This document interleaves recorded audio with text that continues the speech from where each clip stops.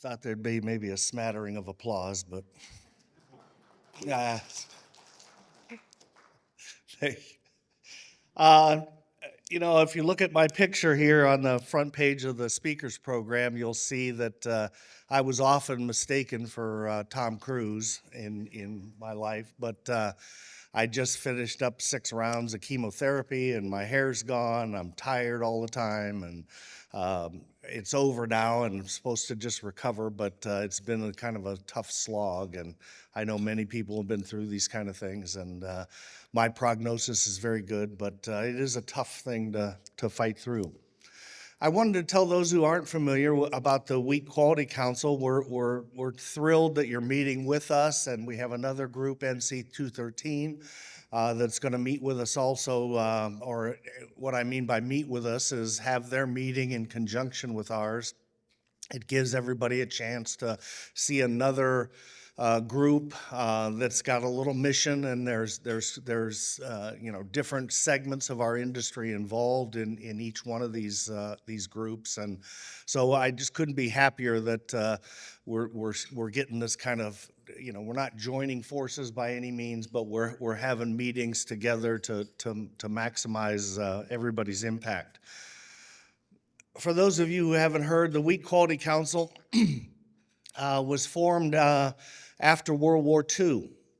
And basically what was going on during the 40s was that we were feeding the world. We were milling all the wheat that we had.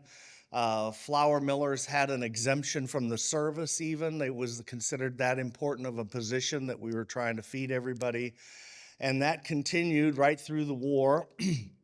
But the war ended in 48 probably. And it doesn't take too long for Europe and the East to rebuild grain elevators, to rebuild flour mills, to rebuild bakeries.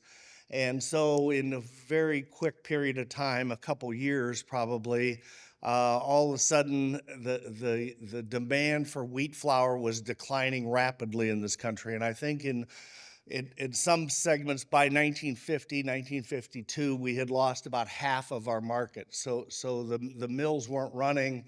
The bakers had the advantage then in the marketplace.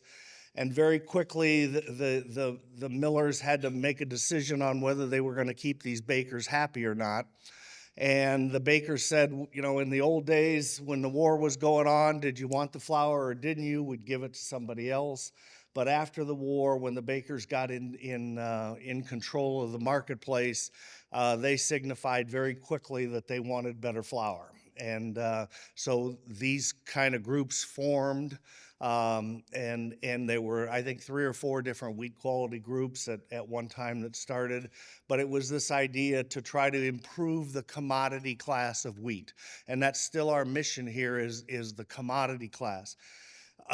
We touch along with people all the time that are looking to do something a little different than that the commodity class may be great for the millers. It might not be the best thing for the growers. And so there's always a look to see, can we do something different? And I think Brian goes back as far as I do.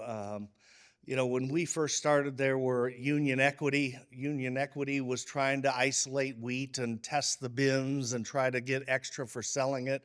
We've still got that going on today where people are trying to look for how can they skin something off of the marketplace and do something a little different for a little more money. And those are all fine.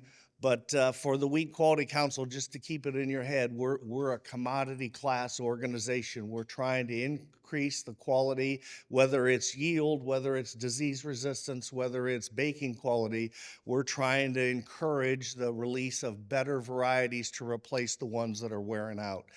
I think one of the things that always surprised me when you learn about wheat is these wheat varieties don't last that long. And so things have to constantly be getting switched around and improved. The good part of that is when something goes wrong, we don't have to wait very long before things can perk up again. So we just wanted to welcome you to the group. And if you have any questions, we're going to be meeting for the next 2 days here.